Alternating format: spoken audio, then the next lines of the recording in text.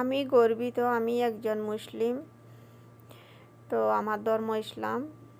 তো আসলে এই জায়গা পবিত্র জায়গা যাওয়ার সবার সুযোগ হয় না। আল্লাহ আমাকে যাওয়ার আসার সুযোগ করে দিয়েছে। এখানে দাঁড়িয়ে আমি একটা ভিডিও নিতেছি।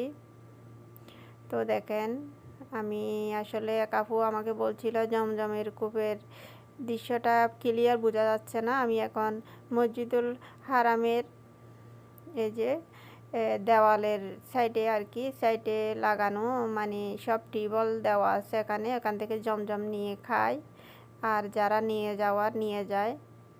তো এগুলা এখনো ঠিক হয় নাই। আমি আর একটু কাছ থেকে গিয়ে দেখাচ্ছি। তো দেখেন টিউবওয়েলগুলো এখনো ঠিক হয় নাই। মানুষ এসে ঘুরে চলে যাচ্ছে, পানি নিতে পারতেছে না, অনেক হাজি আসতেছে।